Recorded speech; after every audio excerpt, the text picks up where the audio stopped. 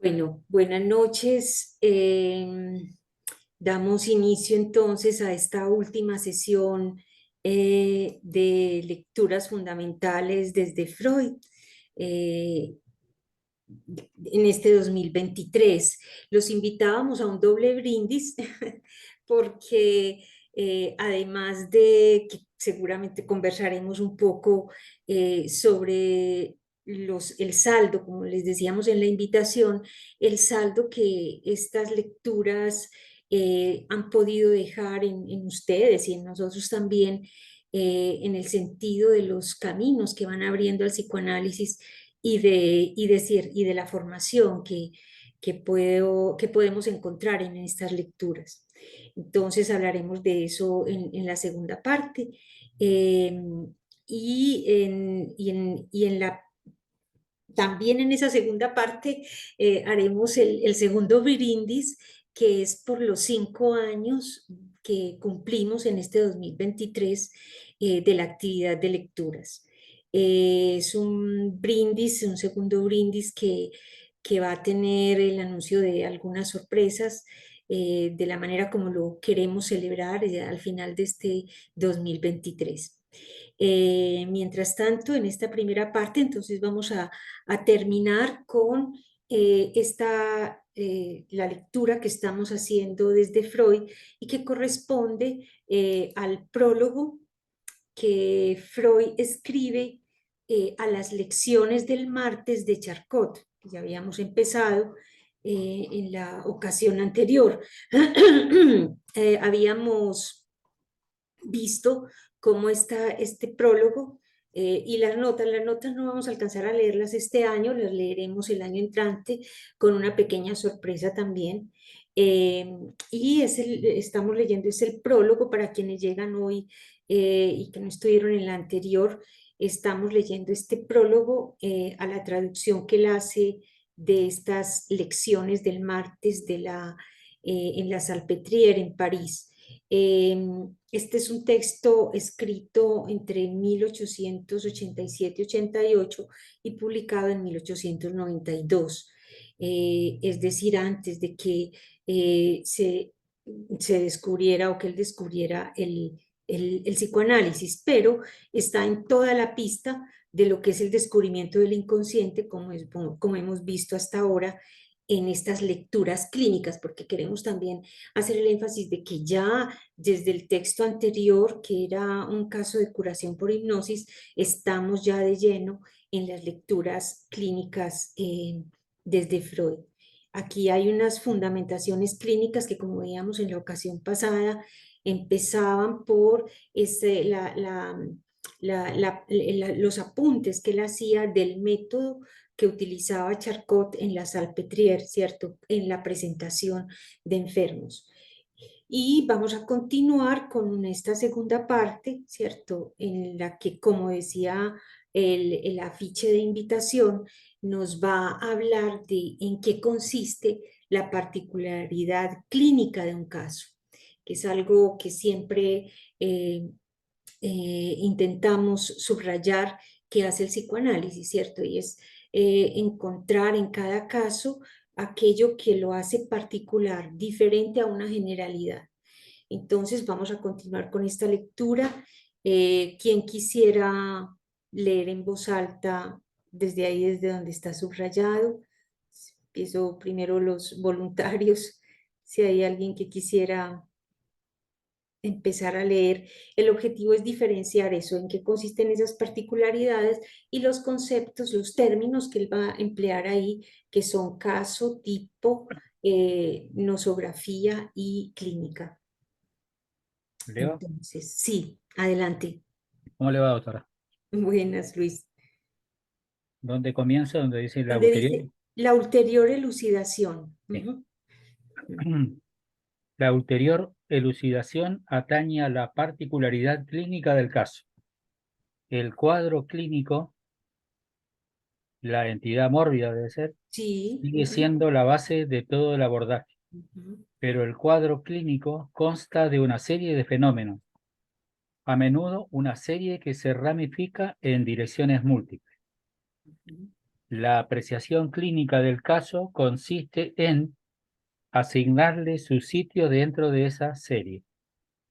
En mitad de la serie se encuentra el tipo, la forma extrema del cuadro clínico, esquematizada de manera consciente y deliberada. O bien se pueden establecer varios de estos tipos conectados entre sí por formas de transición.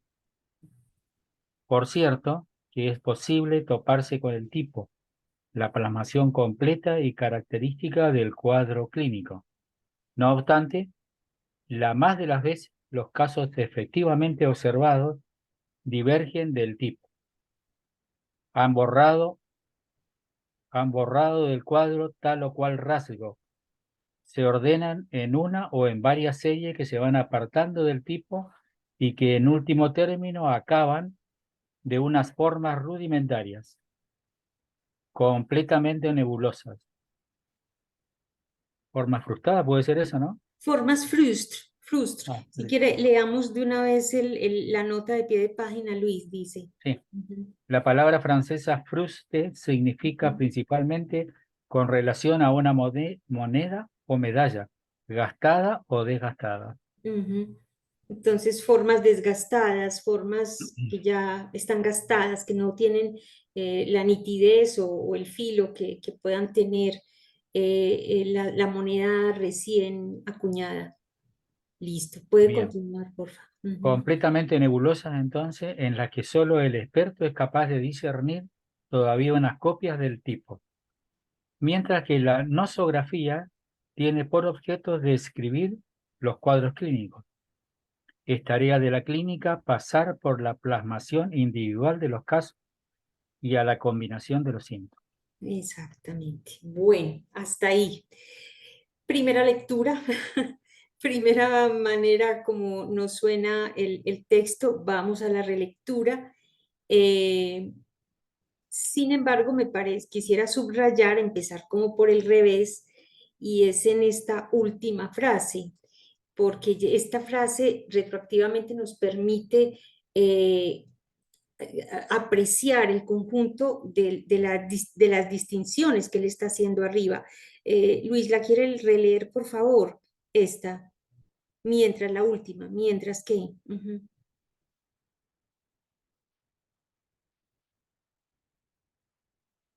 Aló, Luis. Sí, perdón. Sí. Mientras que la nosografía tiene por objeto describir los cuadros clínicos, es tarea de la clínica pasar a la plasmación individual de los casos y a la combinación de los síntomas. Exactamente, o sea, ya ahí nos orienta, ¿cierto? La nosografía tiene que ver con la descripción del cuadro clínico, que vamos a tratar de seguir en la relectura, pero que la clínica es otra cosa distinta, ¿cierto?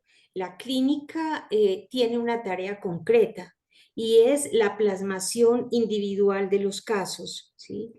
Eh, También dice la combinación de síntomas. Esta plasmación individual podemos pensar que ahí es donde se sitúa lo particular, mientras que la nosografía va a estar en una relación de generalidad. Parece que es importante mirar eh, este, este contraste entre la nosografía y la clínica, en el sentido de que la nosografía van en el elemento general del cuadro clínico, pero la clínica nos sitúa dentro de lo particular. En general, nosotros tenemos mejor dicho, la generalidad tiene cierta mala fama dentro del psicoanálisis, pero aquí vemos que están en un vínculo que yo llamaría más bien moediano, en el sentido en que si pensamos en términos simbólicos, en términos de contraste, pues yo no puedo pensar lo particular, sino en relación con una generalidad y la generalidad en relación con una particularidad. El problema está en el vínculo que podemos establecer entre los dos, ¿cierto? De exclusión absoluta, o me sitúo en un lado completamente o en el otro, o en buscar algún vínculo que pueda ser razonable entre esos dos aspectos, ¿cierto? Del estudio. Entonces, entre la clínica y la nosografía tenemos el cuadro y la particularidad del caso. Sobre esa base, sobre esa conclusión, Freud aquí concluye, nosotros vamos a retomar la relectura.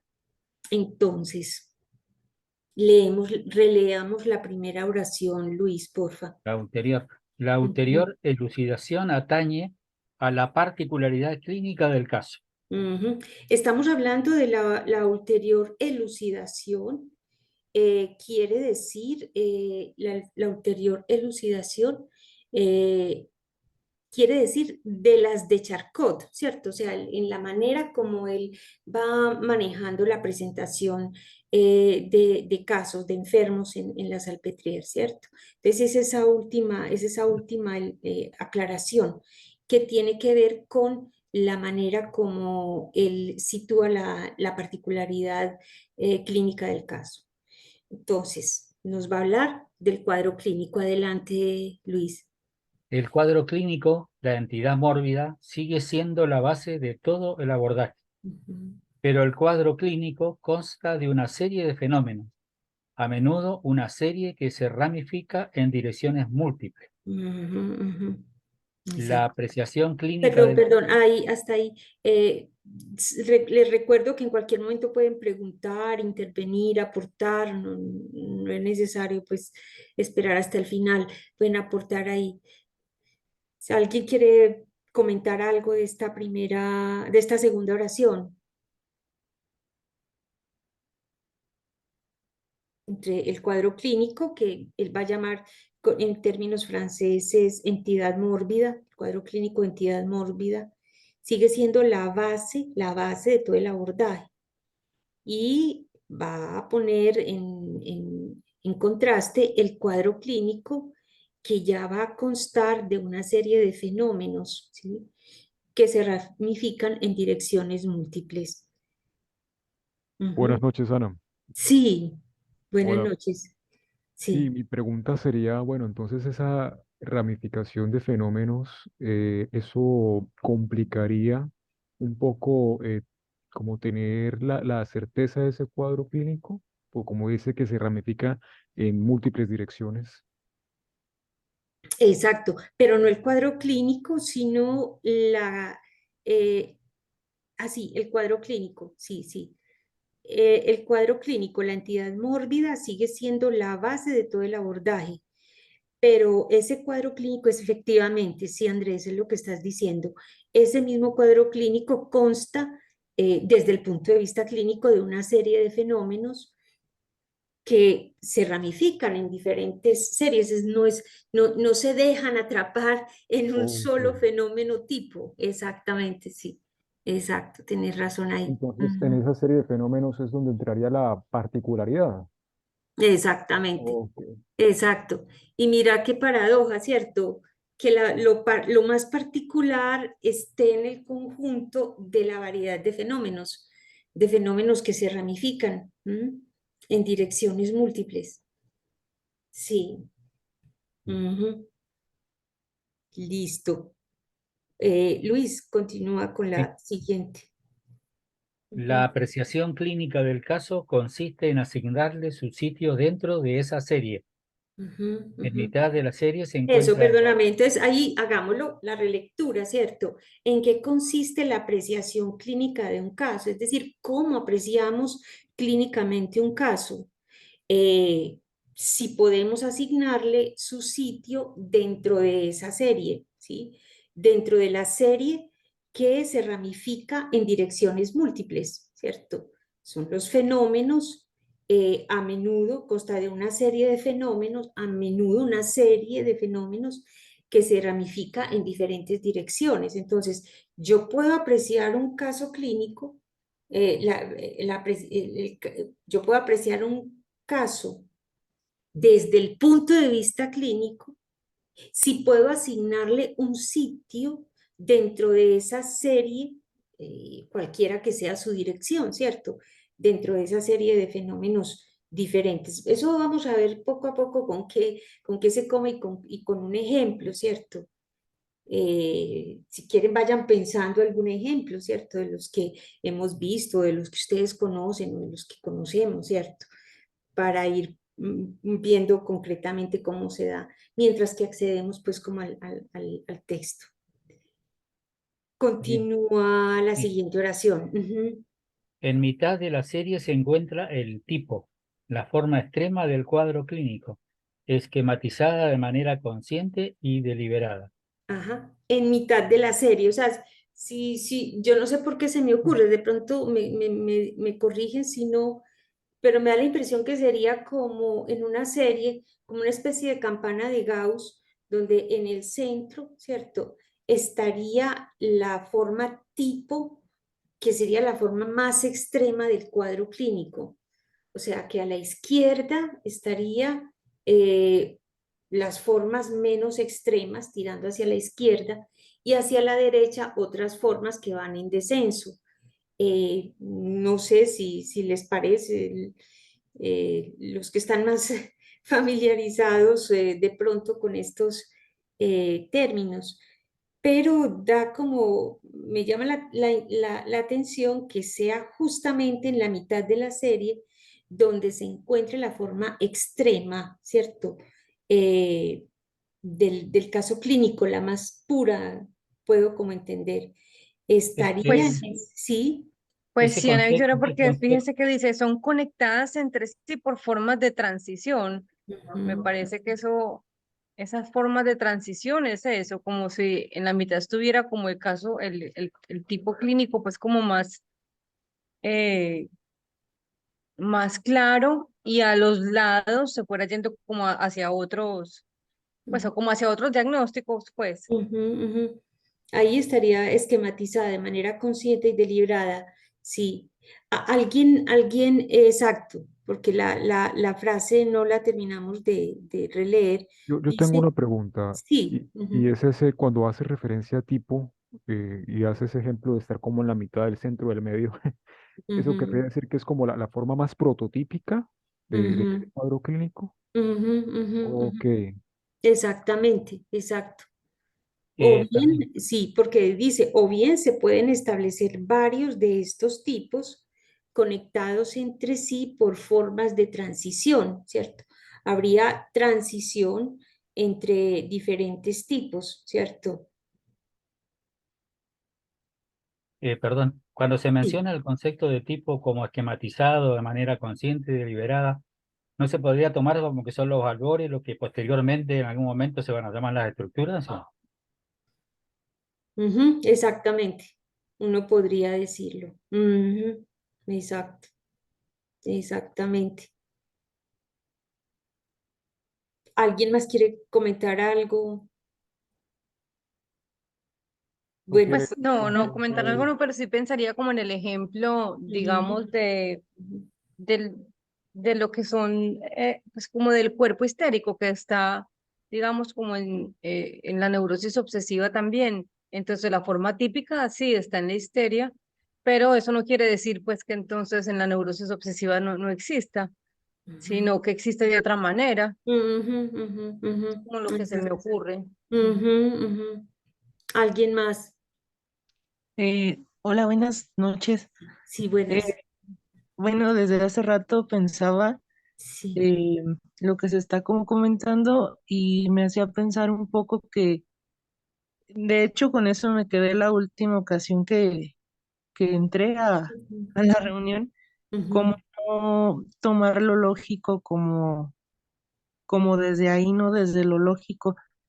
Eso a partir de lo que comentaba antes de este punto, como eh, el paciente pienso que va a llegar con algunas características que a veces son como muy lógicas o uno toma como muy, claro, esto viene de acá o esto tiene que ver con esta parte ujú, y a veces eso es como, pues no sé si error, pero nubla un poco como la posibilidad de escuchar un poco mejor, ¿no? Como tomar lo lógico como desde lo lógico. Y de este otro punto, yo pensaba también en las estructuras, que de pronto, aunque sea de alguna manera, puede llegar a tener un poco de rasgos de otra, o sea, como no quedar específicamente totalmente como histeria y no por eso tener como rasgos de pronto de alguna otra estructura. No sé, es lo que me hizo pensar hasta este Ujú, momento. ujú, ujú, ujú, ujú. Exacto. Como la forma típica, ¿cierto? Si uno pudiera decir que la forma típica de la histeria, por lo menos como lo llevamos hasta aquí, en este momento, para él, la histeria está caracterizada por esa escisión psíquica, ¿cierto? Cuando hay algo en el orden de lo que no, el sujeto no acepta, como lo vimos en los casos de la curación por hipnosis, ¿cierto? La señora que no quería hacer ruido para no despertar a su hija, pero inconscientemente viene una idea contraria y esa queda por fuera de la conciencia, del área de conciencia de ella, y ahí, desde lo inconsciente, pues va a tener efecto sobre el cuerpo. Esas serían, digamos así, las características típicas de la histeria. Pero también vimos en el artículo anterior cómo él decía que aunque es una forma típica de la histeria, no era exclusiva de la histeria, que también se le encontraba en los tics y en otras, creo, no recuerdo qué otras, a qué otras afecciones se refería, pero que no era exclusiva de la histeria. Ah, en los delirios de los jóvenes, de los muchachos o de las monjas de la Edad Media también, ¿cierto? Estos fenómenos presentaban, digamos así, tendrían como en su punto central algo que permita reconocerlos y sería esa estructura histérica.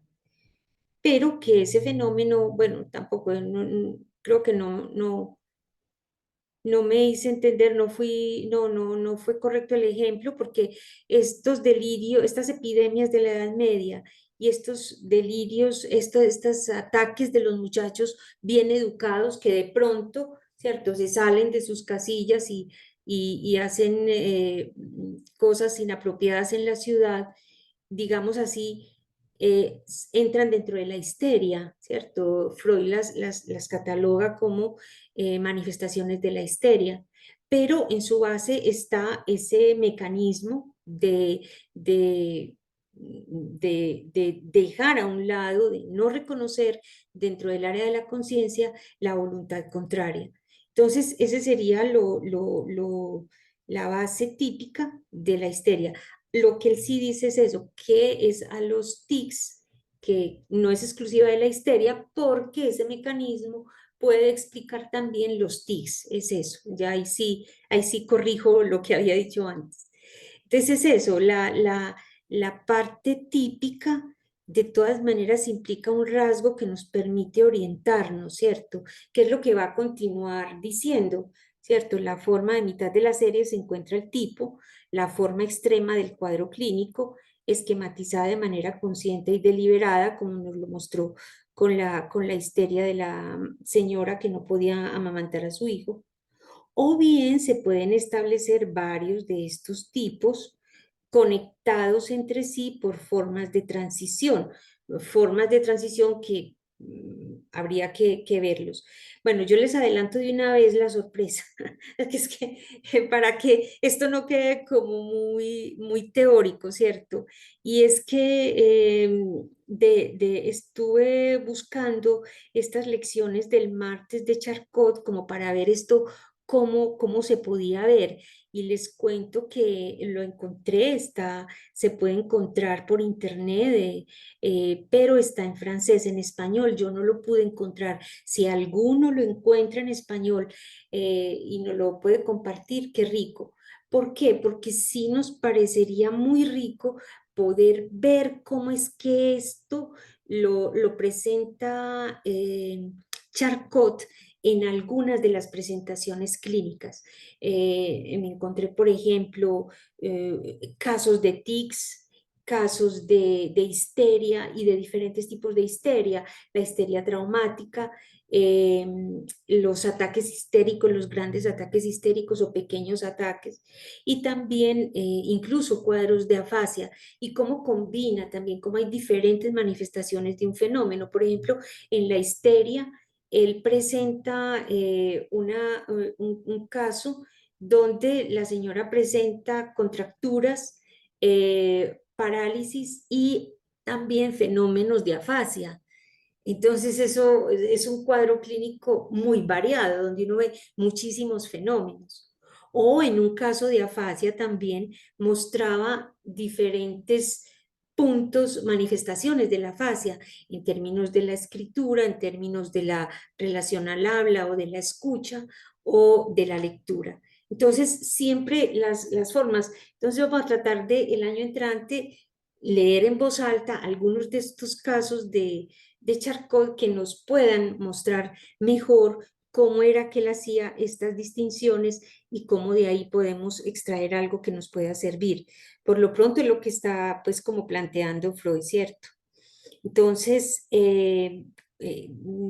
ja, Luis, continúa porfa, donde dice, por cierto. Ujú.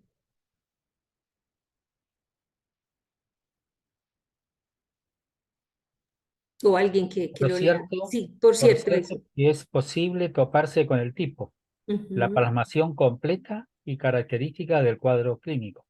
No obstante, la más de las veces los casos efectivamente observados divergen del tipo.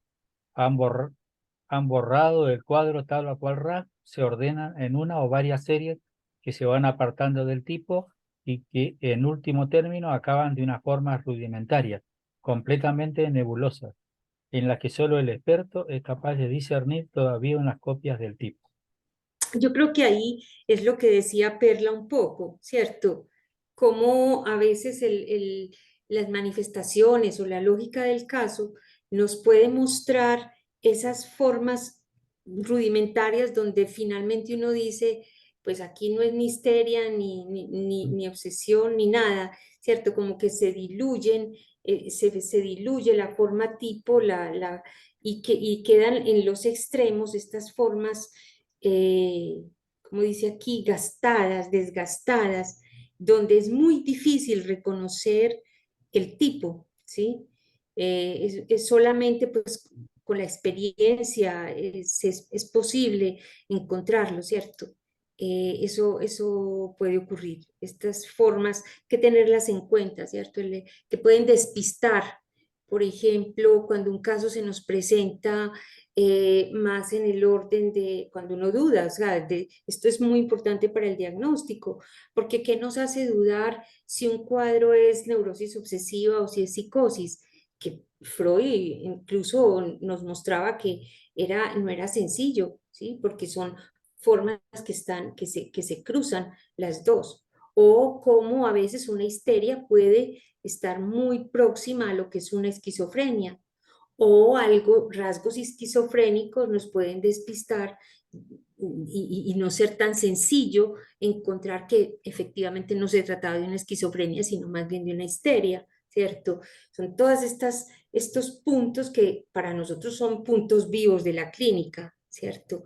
Pero y que no son sencillos de dilucidar justamente por esto. Si uno mira en la base clínica es por eso, porque no hay un tipo definido y porque tenemos que contar con que a veces, como dice aquí, del cuadro clínico, es posible toparse a veces por cierto que es posible toparse con el tipo, la plasmación completa y característica, ¿cierto? Pero que las más de las veces, miren, es que no es solamente a nosotros que nos pasó, miren, las más de las veces, ¿sí? Las más de las veces los casos efectivamente observados, ¿sí? Divergen del tipo, han borrado del cuadro tal o cual rasgo, se ordenan en una o varias series que se van apartando del tipo y que en último término acaban en unas formas completamente nebulosas, desgastadas, que ya no podemos, donde ya no podemos reconocer el tipo y en las que solo el experto es capaz de discernir todavía unas copias del tipo, esas formas mi francés es horrible, pero esas formas desgastadas, ¿cierto? No es sencillo reconocer ahí que de todas maneras se trata copias del tipo, ¿sí? Y es ahí donde nosotros, por ejemplo, bueno, yo en esta lectura retroactiva que podemos hacer, Lacan insiste en que la estructura es la relación del sujeto con el significante. Entonces, en ese sentido, seguir la línea significante nos permite ver en esas formas ya muy desdibujadas del tipo, es posible, si seguimos la línea significante, poder identificar esos rasgos típicos que nos podrían decidir por una de las estructuras, neurosis, psicosis o perversión. No es sencillo, pero bueno, hay que intentarlo. Bueno, y ya termina con la frase que releímos, mientras que la nosografía tiene por objeto describir los cuadros clínicos, es tarea de la clínica pasar a la plasmación individual de los casos y a la combinación de los síntomas. Muy bien. ¿Alguien quiere leer el siguiente párrafo? Por acá. Listo, Andrés. Ujú. Dice, he puesto de relieve aquí los conceptos de entité morbide, Entidad mórbida. entidad mórbida, listo, de Ujú, entidad mórbida, ujú. de serie, de tipo y de formas, ¿cómo era la traducción? Desgastadas, de Formas formas desgastadas, desgastadas. Ujú. porque en su empleo recibe un rasgo capital de la manera francesa de hacer clínica. Exacto, que eso es otra cosa, ¿sí? Es la manera francesa de hacer clínica, que fue la que él aprendió allá en la Salpêtrière. Ujú. Ok, o sea que Sí, lo que hemos volvamos a visto leer es el esa estilo característica. francés. ¿Cómo? O sea, lo que él está escribiendo es el estilo francés. Hace La esa clínica claridad. francesa. Ujú, ujú. Y esta clínica francesa entonces está fundamentada en estos conceptos, ¿cierto? Que Charcot mostraba en su clínica. Entidad mórbida, seguí, volví a leer.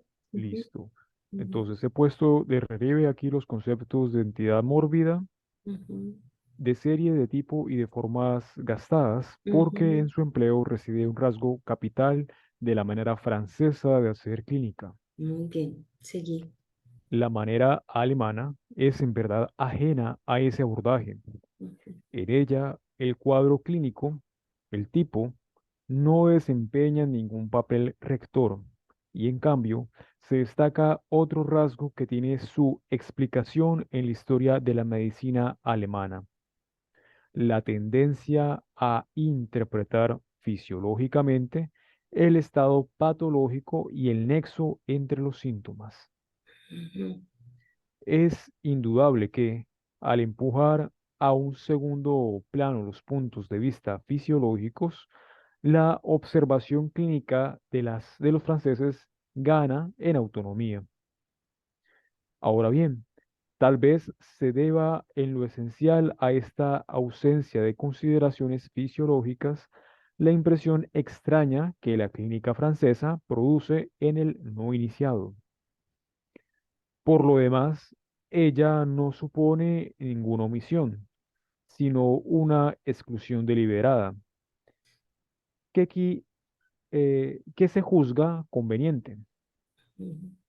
He oído decir a Charcot, bueno, toca ir al Sí, pie de mira la nota. página. Ujú, aquí está.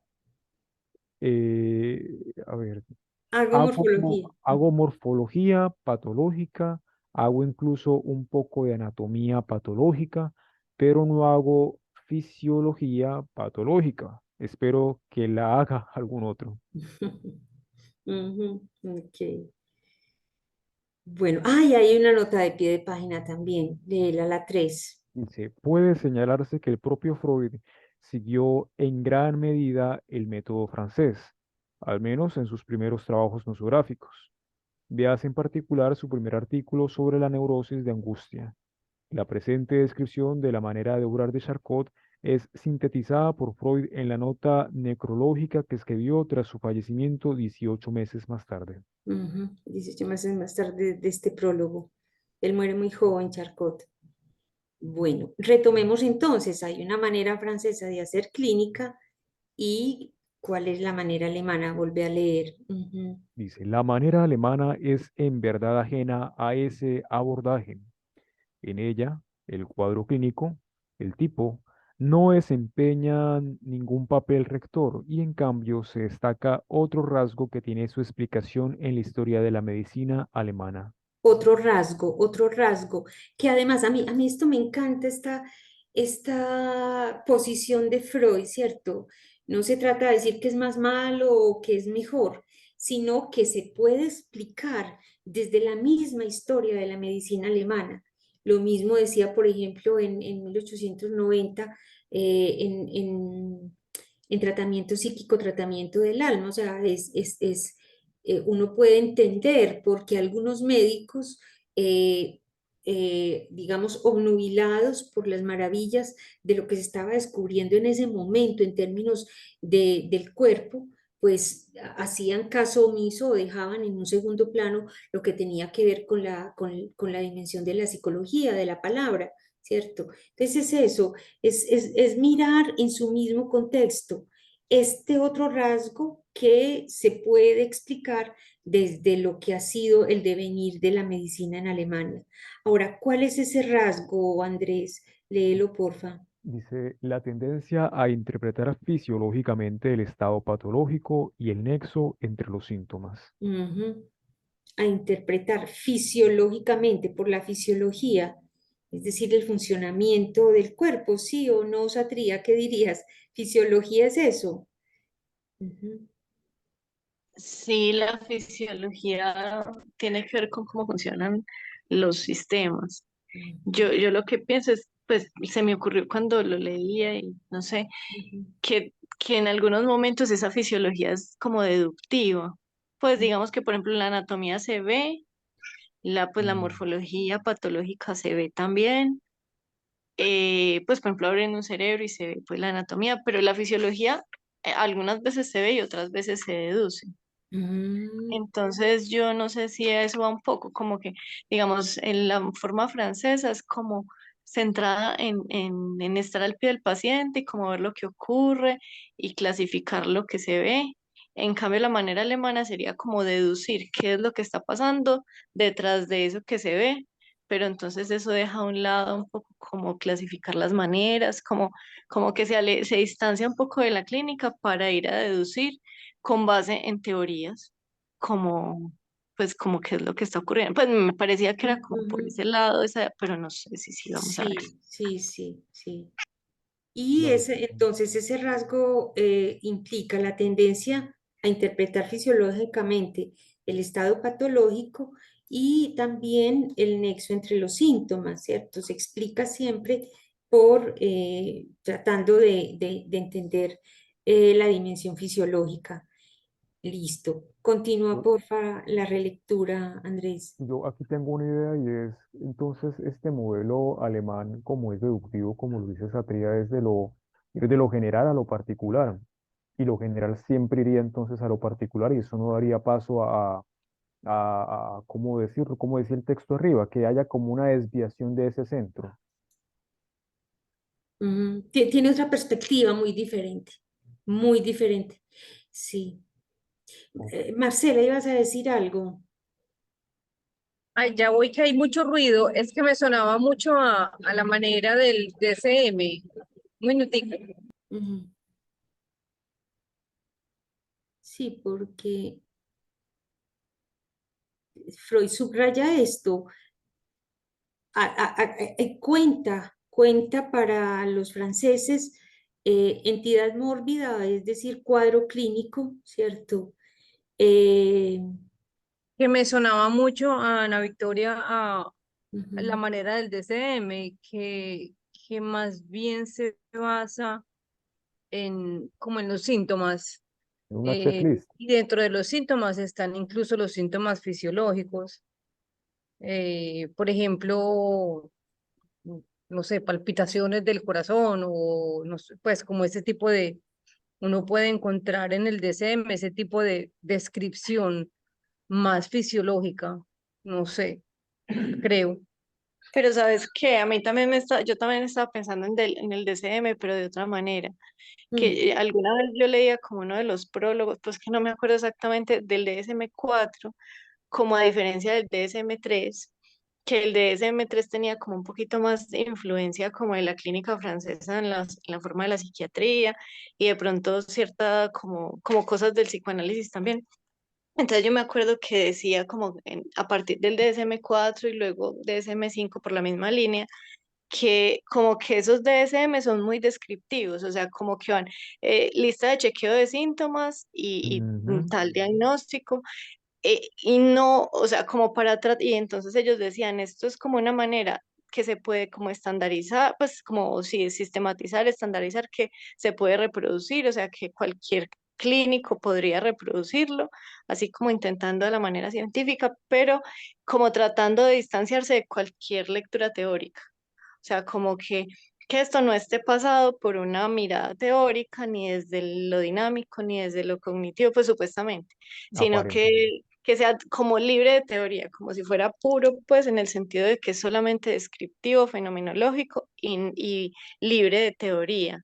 Entonces, antes me parece como que de pronto estuviera más inspirado en, pues al contrario, como en esa forma francesa tratando de distinguirse de la que aquí sería la forma alemana, que es como pasada por una teoría. Pero bueno, vamos a ver, pues tal Por el vez me punto de estoy... vista fisiológico, por esa deducción fisiológica. Ujú. Sí, Y puede porque ser. repasemos aquí, Sí. ¿cierto?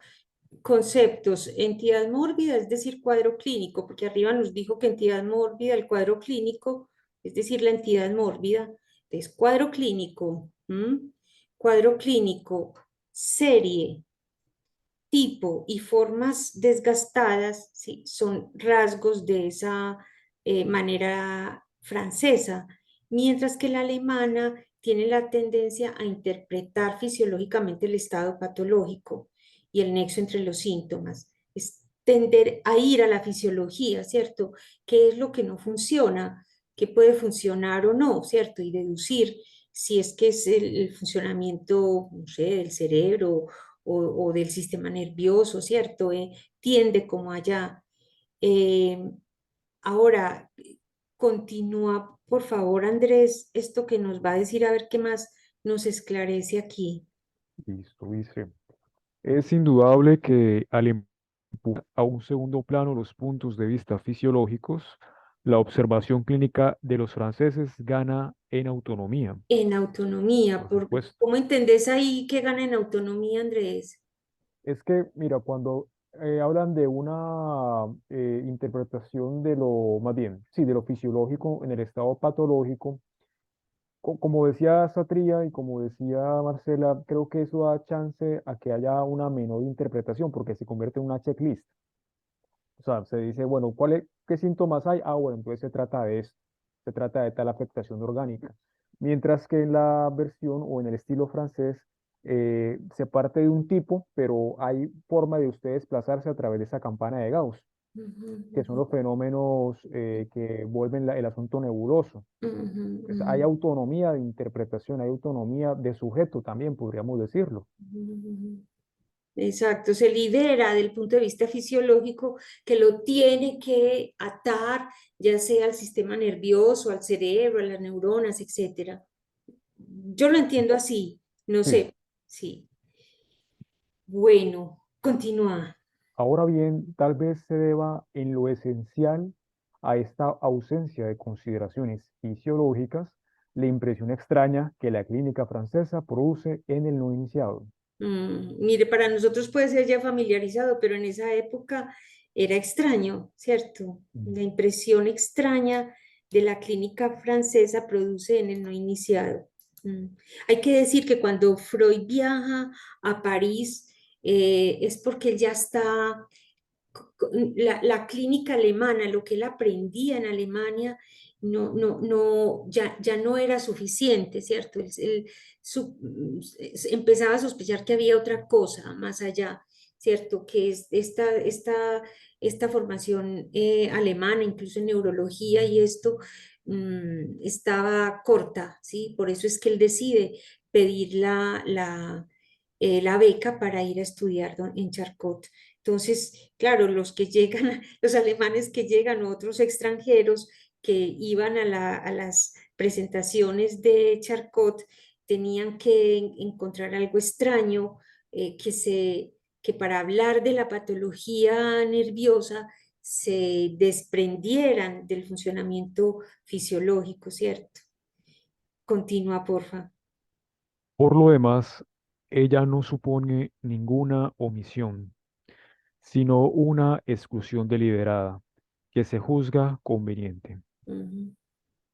He oído decir, tocaba bajar, He oído decir a Charcot. Ujú, ujú. jefe, ok. Hago morfología patológica, hago incluso un poco de anatomía patológica, pero no fisiología patológica. Espero que la haga algún otro. Que seguramente era un alemán, pues los alemanes, sí. Mm. Bueno, vamos ya aquí, pues Freud sigue pues el método francés, seguramente lo vamos a ver en los otros textos. Ujú. Bueno, continuamos con el siguiente párrafo. ¿Quién quisiera leerlo en voz alta?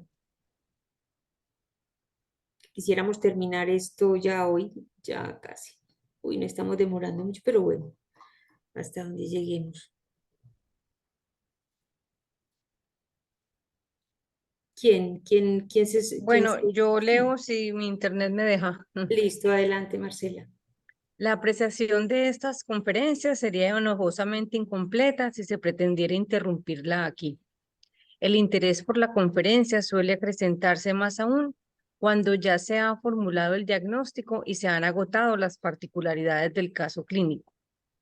Es que entonces Charcot se vale de la libertad que este modo de enseñanza le ofrece para anudar a lo que ha mostrado unas puntualizaciones sobre casos semejantes de su recuerdo, donde expone importantísimas elucidaciones sobre los temas genuinamente clínicos de la etiología, de la herencia, del nexo con otras afecciones.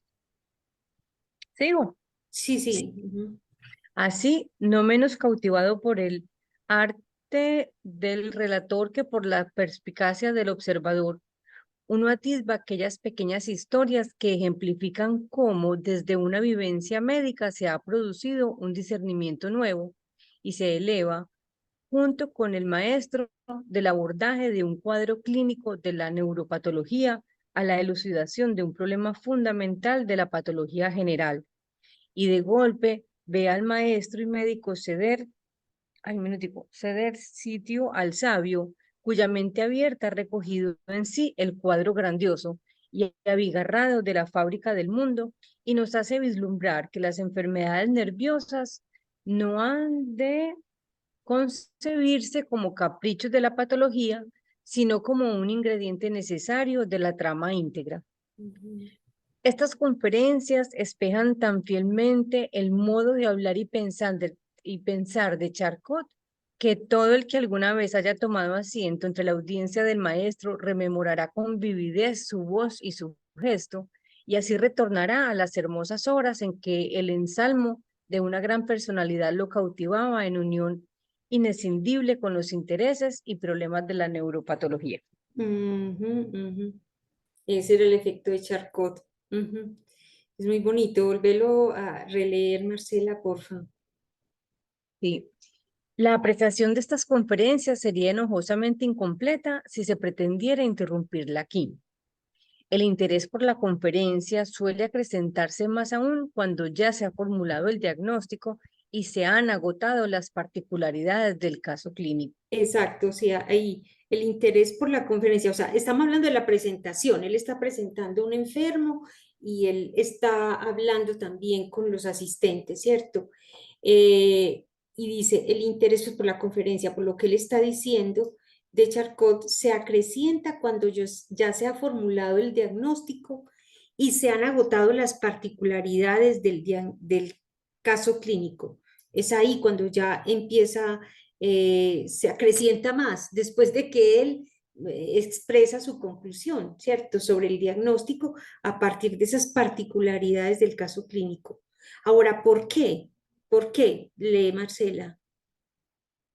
Es que entonces Charcot se vale de la libertad que este modo de enseñanza le ofrece para anudar a lo que ha mostrado unas puntualizaciones sobre casos semejantes de su recuerdo. Es. Ujú.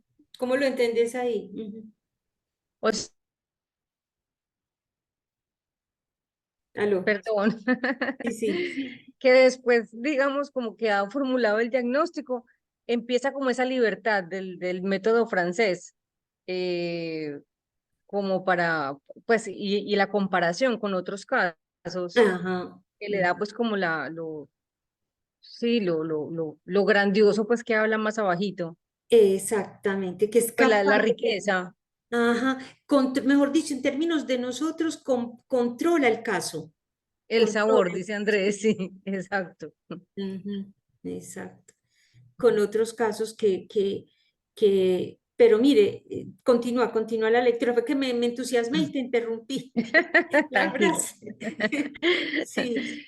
Entonces, puntualizaciones de casos semejantes de su recuerdo, donde expone importantísimas elucidaciones sobre los temas genuinamente clínicos de la etiología, de la herencia, del nexo con otras, y de la herencia, perdón, del nexo con otras afecciones. Ujú, ujú, ujú, ujú, ujú, ujú.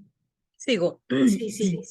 Pero Así, mira que me llama la atención aquí también que dijo que temas genuinamente clínicos de la etiología, de la herencia y del nexo con otras afecciones, son temas pues propios de la clínica. sí. Porque Listo, yo pensaba seguí. que, Mm. que ahí justamente, pues parece que, como él venía diciendo, bueno, él se centra es en la clínica y no en las explicaciones fisiológicas.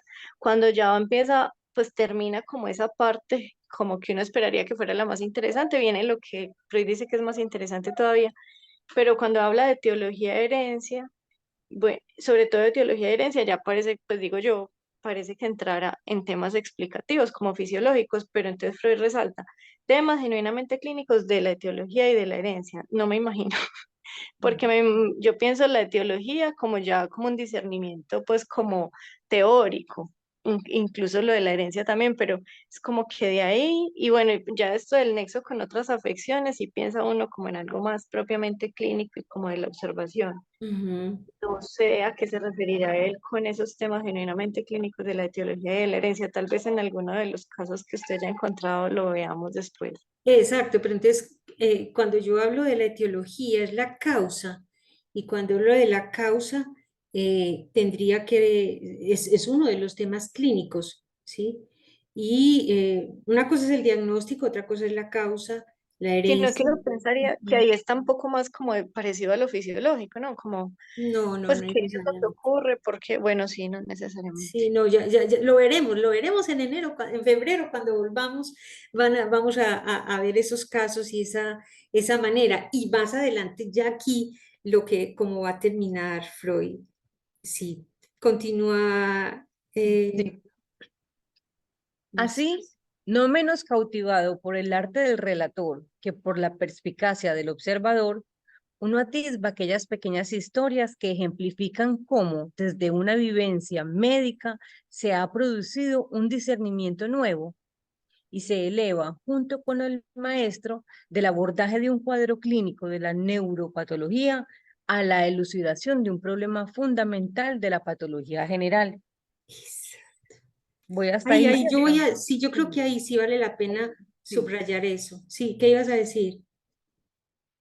No, que iba a ahí a hacer un punto ahí, porque me parecía Sí, pero que miren él ahí dice esto. algo importante, o sea, que Sí. él al juntar, digamos, como todos esos datos, produce algo nuevo, pues Ujú. hay como una producción Y de aquí hay una algo. cosa, sí, dice como, sobre todo que desde estas historias, ¿cierto? El arte del relator, o sea, era un buen contador de esas experiencias y por la perspicacia del observador, o sea, era muy agudo en su observación.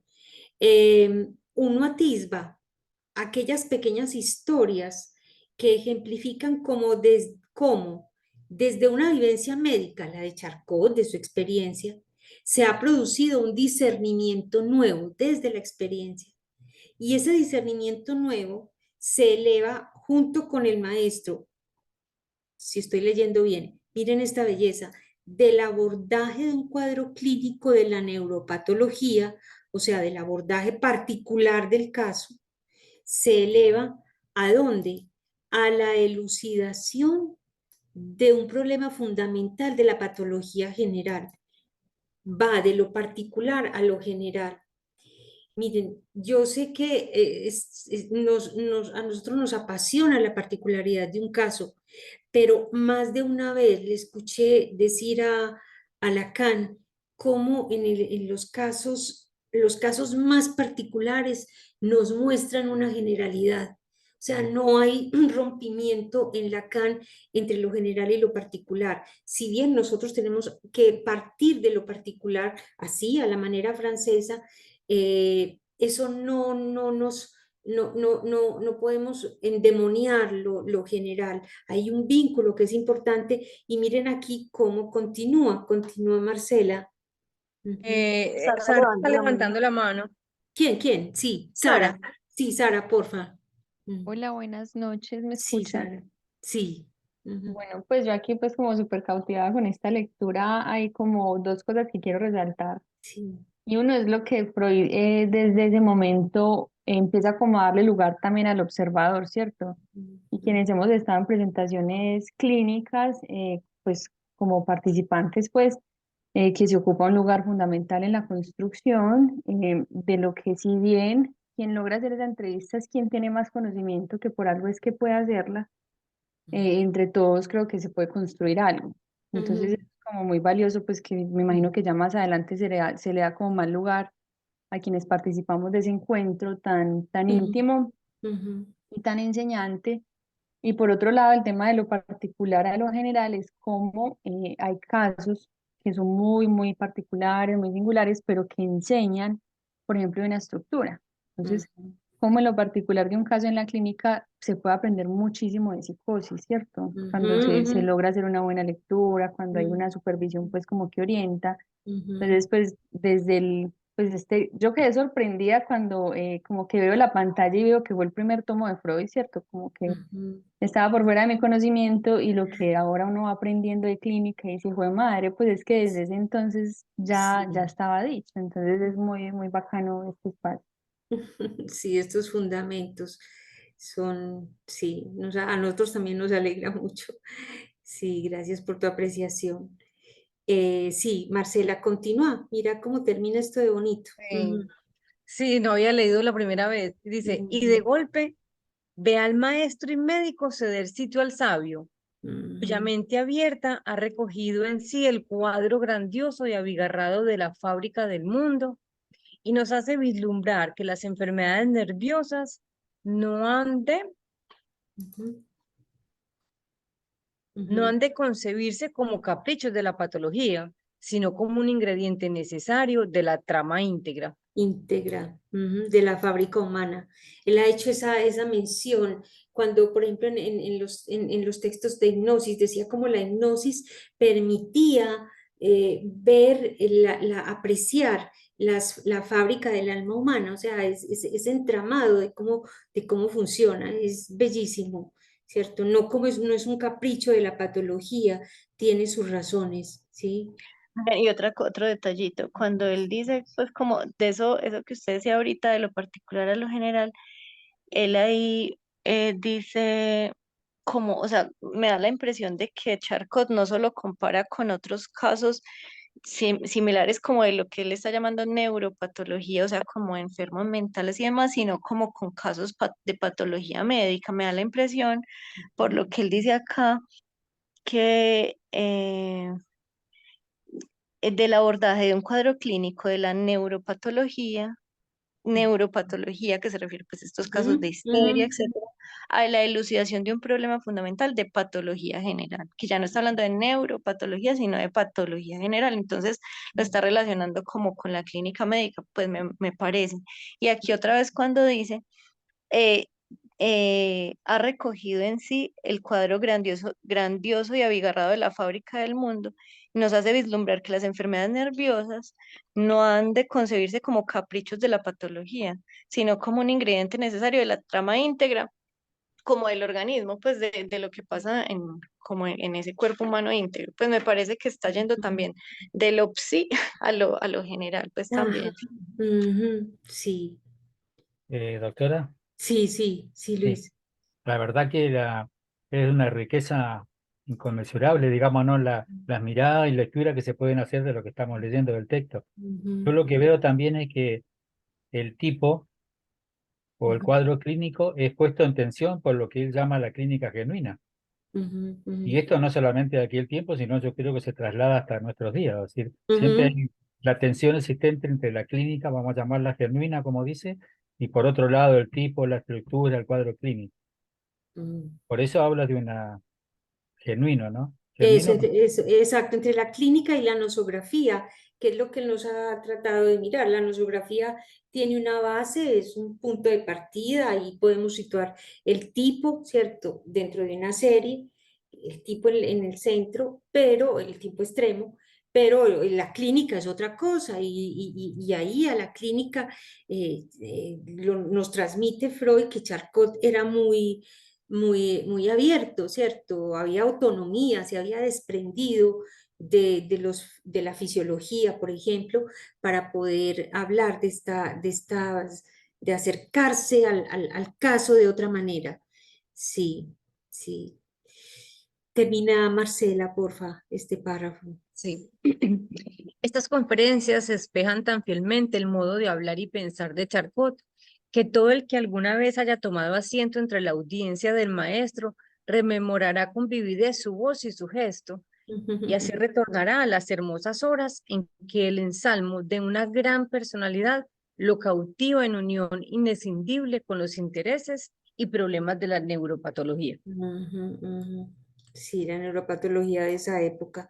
Muy bonito como subraya la vividez de su voz y su gesto, ¿cierto? Es lo que se recuerda también. Bueno, que habla ya de la particularidad de Charcot, su modo de hablar y pensar, ¿cierto? Pero bueno, aquí hasta ahí Freud respecto a Charcot. Ahora viene Freud, ¿cierto? Que nos va a hablar de sus notas. ¿Alguien quiere? Esto es una belleza, esto es una belleza de lección. ¿Quién la quiere leer en voz alta, porfa? Yo puedo leerlo. Pues Andrés, intentemos a ver si hay otra voz distinta. Ok. A ver, ¿quién más quisiera? ¿Quién se arriesga? Bueno, Andrés, Yo puedo hacerlo. Ah, listo, adelante. Ujú, Debo agregar unas palabras para justificar las notas impresas en cuerpo menor que, con total irregularidad, interrumpen el discutir de la exposición de Charcot. Son de mi mano y contienen en parte aclaraciones sobre el texto y referencias bibliográficas, y en parte objeciones críticas y glosas, como las que podrían acudirle a un oyente. Espero que no se verán esas notas como si yo pretendiera imponer de algún modo mis opiniones sobre las del celebrado maestro, hacia quien estoy obligado también personalmente en calidad de discípulo. Al contrario, no hago sino ejercer el derecho de crítica que, por ejemplo, independientemente de sus propios méritos, practica cualquier reseñador en una revista especializada. Es que en la neuropatología quedan muchísimas cosas no aclaradas todavía y cuestionables, cuyo discernimiento solo se alcanzará por medio del debate. Me he tomado entonces la libertad de abrir este último acerca de algunos de esos temas que son tocados en las conferencias. Y es natural que lo haga a partir de mis propios puntos de vista en la medida en que ellos divergen de las doctrinas de la Salpêtrière. Pero el lector de Charcot no tiene motivo alguno para prestar a mis comentarios en ese contexto más atención de la que merecerían independientemente de él. exactamente. Bueno, releamos un poco esta posición de Freud, porque entonces hasta aquí va el prólogo, ¿cierto? Hasta aquí va el prólogo. Y ya en este prólogo ya habla, justifica él las notas que vamos a leer cuando entremos en febrero, acompañadas de los casos de Charcot, obviamente, que es la posición de Freud. Volvé a releer, Sara, porfa, estas oraciones y si hay comentarios, sí. Debo agregar unas palabras para justificar las notas impresas en cuerpo menor que, con total irregularidad, interrumpen el discurrir de la exposición de Charcot. Ujú. Son de Y mi las- mano, Ujú. son de mi mano y contienen en parte aclaraciones sobre el texto y referencias bibliográficas, y en parte objeciones críticas y glosas, como las que podrían acudirle a un oyente. Exactamente. Espero que no se verán esas notas como si yo pretendiera imponer de algún modo mis opiniones sobre las del celebrado maestro hacia quien estoy obligado también personalmente en calidad de discípulo. Exacto, cómo se pueden ver, ¿cierto? Si es que va a, ¿cómo es el maestro que, no, el discípulo que va a superar al maestro, ¿cierto? No se trata de esa imposición, no se trata tampoco de una imposición de Freud, sino de qué se trata, por qué lo hace. Al contrario, no hago sino ejercer el derecho de crítica que, por ejemplo, independientemente de sus propios méritos, practica cualquier reseñador en una revista especializada. Ujú, ujú. Es que Ejercer el- el derecho de crítica, ¿cierto? Ujú. Que cualquiera puede ejercer. ¿Y por qué? Ujú. Es que en la neuropatología quedan muchísimas cosas no aclaradas todavía y cuestionables, cuyo discernimiento solo se alcanzará por medio del debate. Ujú. Me he tomado entonces la libertad de abrir este último acerca de algunos de esos temas que son tocados en las conferencias. Eso me parece tan bello, ¿cierto? Es entender que hay cosas que no están aclaradas todavía, Ujú. que son cuestionables y que el discernimiento solo se alcanza por medio del debate, ¿cierto? Él está contribuyendo con sus preguntas, con sus críticas a ese debate. Y mire qué belleza, me he tomado entonces la libertad, se ha autorizado, digámoslo así, la libertad de abrir este último, es decir, el debate acerca de algunos de esos temas que son tocados pues por Charcot en las conferencias. Sí. Y de hecho, pues antes de seguir es como algo muy propio de Freud, que en sus obras él siempre diga, bueno, este es como mi punto, ¿cierto? Como que no intenta como contrariar a nadie. Y también cuando él dice algo nuevo o se cuestiona algo diferente, dice, yo en algún momento dije eso, pero ahora me lo estoy pensando de esta otra manera y eso es como muy bello de Ujú. leerlo a él. Exactamente. Y es natural que lo haga a partir de mis propios puntos de vista en la medida en que ellos divergen de las doctrinas de la Ujú. salpetría. Ujú.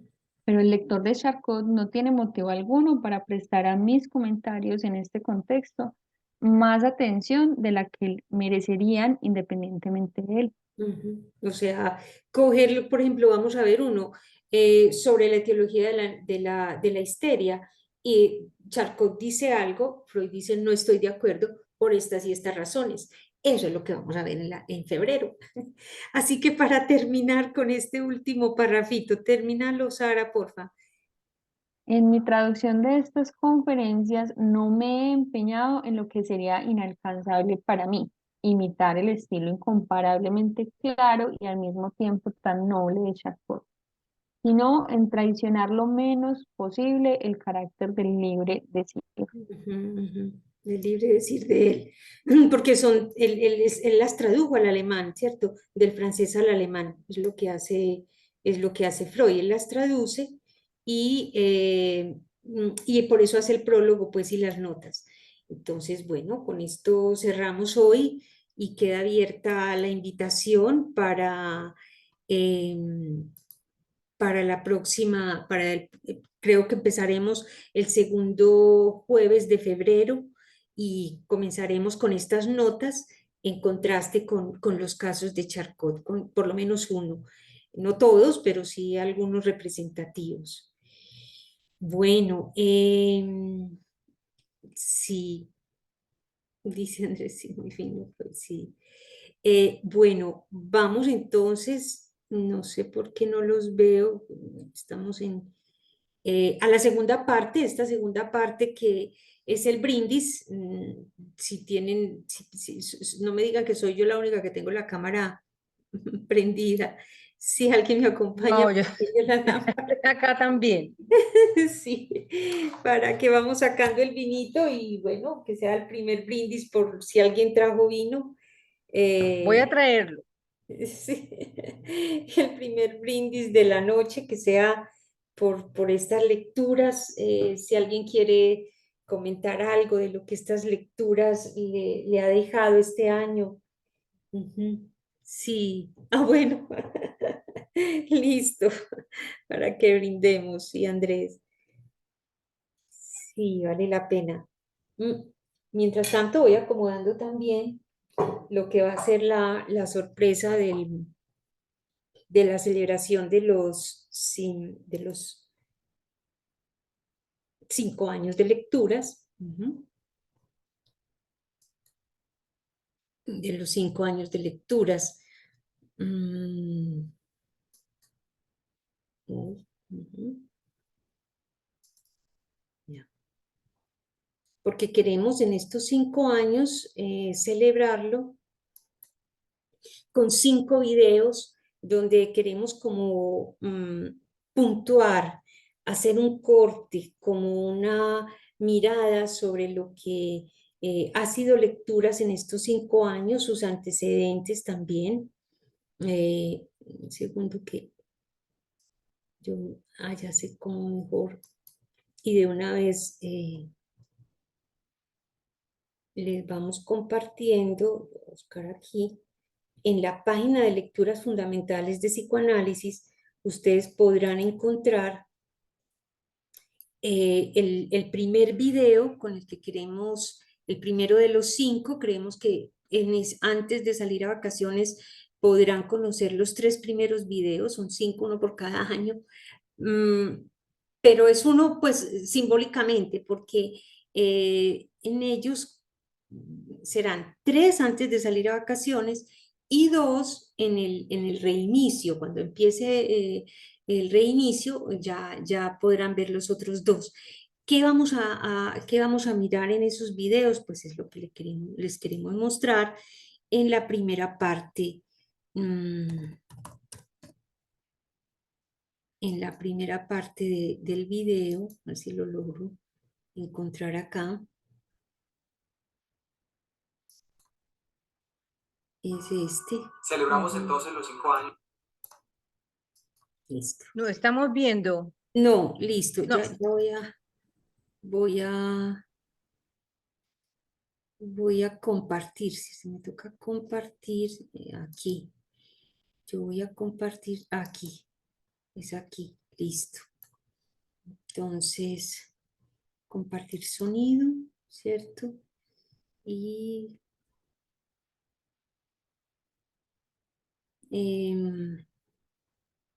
no sé dónde compartir es. a ver,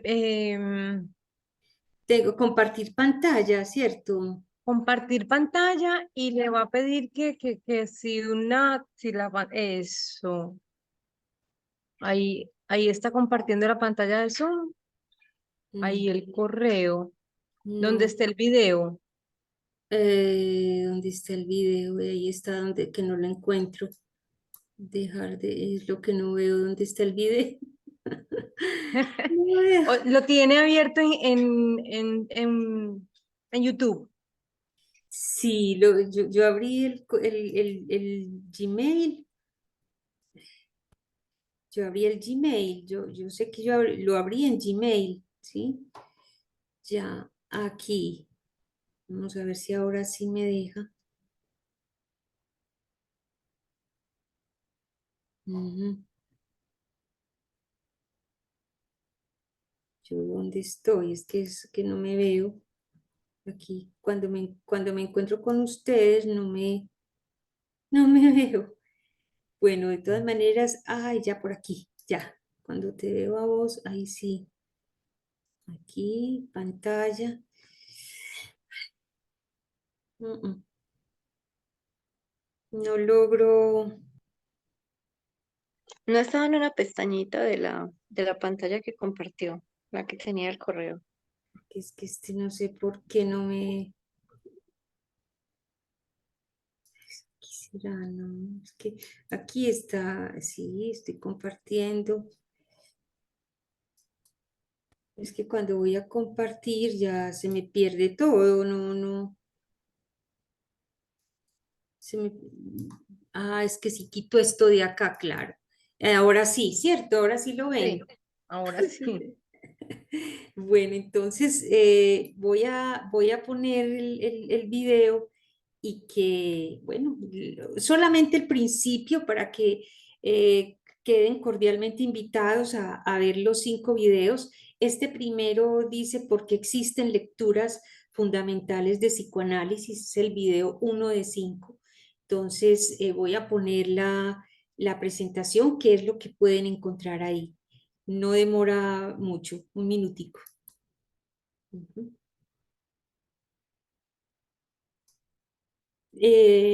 Lecturas, dice, fundamentales de psicoanálisis, y hay una pregunta fundadora de Freud y Lacan a nuestros días: ¿qué es leer psicoanálisis hoy? Esa ha sido la pregunta que ha motivado este espacio y que, bueno, vamos a tratar de contestarla. Aquí estamos los integrantes y adelante.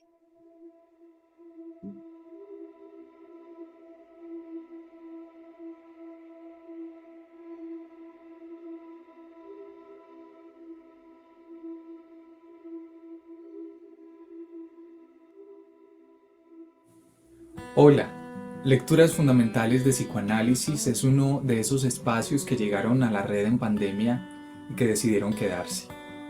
En este 2023 cumplimos 5 años y los queremos celebrar con una serie de 5 videos en donde hablaremos sobre las razones de ese continuar en la web, sobre lo que los interesados en el psicoanálisis pueden encontrar en sus lecturas y en sus videopodcasts, y sobre lo que ellos mismos pueden aportar, si lo desean, pues parafraseando a Lacan.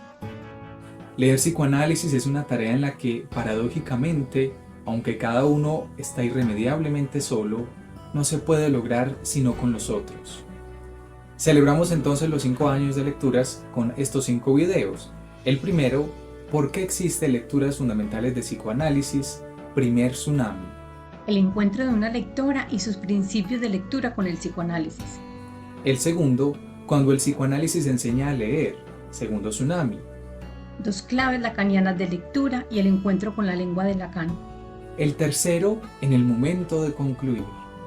¿Qué son hoy las lecturas fundamentales de psicoanálisis? Cuarto video, ¿cómo leemos y por qué? Algunos mitos sobre leer a Freud y a Lacan. Quinto video, ¿te animas a leer con nosotros? Nuestros 5 criterios para leer en voz alta por si quieres probarlos.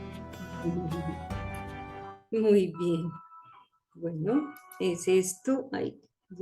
Ya de ahí los invitamos a que les compartiremos el enlace y entonces los invitamos a que los escuchen. Los videos, cualquier aporte, cualquier sugerencia será bienvenida.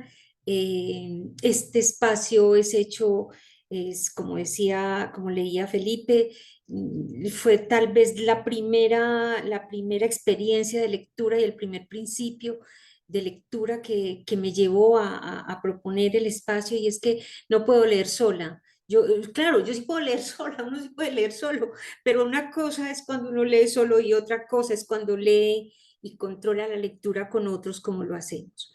Entonces, bueno, por esa posibilidad de lectura con ustedes, pues que vaya el primer brindis, ya que veo que hay copitas por ahí. El primer brindis. Ujú. Salud. Quienes tengan cámara, préndanla y que haya que haya lectura para mucho rato, no solamente estos 5 años, sino de aquí en adelante. Bueno, y bueno, quisiéramos escucharlos.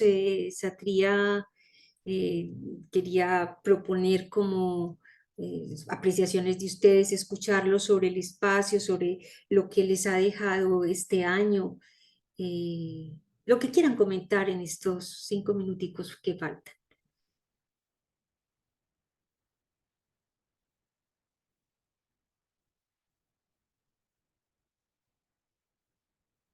Lo que ha sido lecturas. Yo Sí. Pues he estado viniendo poco porque a veces me queda difícil los jueves, Ujú, pero cada que entro me pasa un poco lo que decía Sara ahora, que uno se queda de verdad sorprendido de que en estos textos tan tempranos de Freud haya tantos fundamentos clínicos. ujú, Eh, y uno lee y vuelve y lee, y ya la tercera leída es impresionante que en cada palabra Freud diga tantas cosas. ujú, Entonces, siempre que entro, pues salgo, sí, como con muchas cosas, algo como con, me puedo llevar como mucho de cada sesión a la que entro en lecturas. ujú, ujú. Sí. ¿Alguien más? Que yo he hablado mucho hoy. Complemento lo que dice Marcela. eh, Recuerdo alguna vez que estábamos haciendo el ejercicio de leer el seminario 1 de Lacan, que muy en principio dice que la clínica en Freud está en todas partes. Y lo que pasa es que hay que saberla aislar o ubicar. Y caramba, sí. Ahorita con el tomo número 1 dice, "Ah, es que aquí hay mucha información y tanto para discutir, ¿sí? Que a veces de pronto está la sensación de que uno, claro, hay que leer, hay que enriquecerse, por supuesto, pero a veces solamente con un poco ya uno tiene bastante para discutir. Ujú, ujú. Exacto. Y es eso lo que hemos querido, los fundamentos, porque a veces tenemos el problema, bueno, nos pasa mucho, de estar descubriendo el agua tibia, estar descubriendo el agua tibia cuando los fundamentos estaban ahí, o de pensar que estos primeros textos son mera historia, que es una historiografía, que es una cosa, que es un deber de memoria, el que habría que hacer leyéndolos. No, nada de eso. Eso te llega, te conmueve, te lleva a pensar y a plantear cosas asombrosas. Yo en la sesión pasada, por ejemplo, quedé muy contenta porque hubo unos momentos de concluir acerca del texto que estábamos leyendo de parte de Luis, de parte de Melissa que estaban aquí. Yo dije, pero qué maravilla, eso es el instante de ver, el tiempo para comprender qué implica la relectura, el comentario, y luego esos momentos de concluir. Luis, ¿se acuerda la conclusión tan bonita suya que decía cómo a partir de la metáfora que Freud decía de esa dimensión del inconsciente, pues no lo llama inconsciente, sino de voluntad contraria, como esos espíritus, esas sombras de espíritus que habría que ir a iluminar? Y usted decía, y Freud lleva la lamparita, ¿cómo fue que dijo? Sí, tal cual. Freud nos Eh, da la lamparita. sí, bueno, le agradezco el espacio para poder comentar, digamos. Yo Mm, hacía una comparación entre lo que es la formación no universitaria de una licenciatura ujú, y, es decir, cómo el currículo uno lo tiene, digamos, encorsetado, atado, terminado. La formación nuestra era sobre la base freudiana, digamos. ujú, Pero eso por un lado, o sea, bueno, se aprende bastante, digamos, pero uno en algún punto percibe que está como dije, encorsetado a un currículum, ¿cierto? Que determinadas cosas se ven y otras no. Pero mire lo que son las cosas, después de ese pensamiento me encuentro con ustedes, es decir, como lo que estamos leyendo acá, yo no lo leí en la universidad, ni ujú, siquiera se sugiere y uno menos, digamos, si está incursionando recién tampoco tiene la idea de buscarlo, pero mire cómo las cosas llegan cuando uno tiene un deseo, ¿no? ujú, ujú, De escuchar otra cosa, ujú. y bueno, Sí. y eso por un lado. Y segundo, en realidad Freud, aparte de ser el padre del psicoanálisis, eso ya está establecido, qué forma de relatar, ¿no? Ujú, Qué ujú, forma de escribir y de relatar ujú, clara, digamos, ¿no? ujú, Porque una de las cosas que se dicen de Lacan es que se lee una y otra vez y nunca uno termina de entender, o sea, hay todo un tema ahí para conversar, pero en este caso uno lee a Freud y es llevadero, digamos, ujú. la lectura, ¿no? Comprensible, así que bueno, yo Exigente agradecido. porque nos Pero a mí me toca da, releer. ¿Cómo pero a mí si? me da desconfianza eso a veces, que a veces leo Freud y suena tan rico que creo que entendí, y después vuelvo y leo y resulta que no. Entonces, escribe como rico y claro, pero me parece que igualmente hay que leerlo como con tanto cuidado, no sé. Esa Eso, esa relectura parte que, sí, la relectura es la que nos ha dado esos relieves, encontrar esas cosas nuevas, esos que no es tan sencillo. Lacan decía, leer a Freud es abrir siempre las preguntas. Eso también lo dice en el seminario 1, es abrir las preguntas. Siempre hay algo que no está, que no es tan sencillo. Entonces, bueno, ese es el ejercicio de lecturas, como lo verán en los videos, en los criterios que tenemos de la lectura en voz alta, la relectura que da el tiempo para comprender y el momento de concluir. Sí. Andrés, ¿ibas a decir algo más o alguien? Bueno, alguien más. Bueno, ya no resta sino último brindis. Gracias por la asistencia, por su lectura, por su presencia. Eh, Gracias. Ujú. Y bueno, Satria y yo los esperamos entonces el segundo jueves de febrero del 2024 y esperamos que los videos les aclaren un poco más de qué se trata este espacio y cómo queremos invitarlos muy especialmente a que continúen viniendo, a que continúen asistiendo y participando. El año entrante tendremos lecturas que van a necesitar muchísimos lectores de los casos, la presentación de algunos de las presentaciones de casos de Charcot, y bueno, por allá nos está esperando una lección de Lacan también, así que bueno, será un año también muy productivo. Entonces, así que muchísimas gracias y hasta el año entrante. muchas gracias, Ana Victoria y Satria.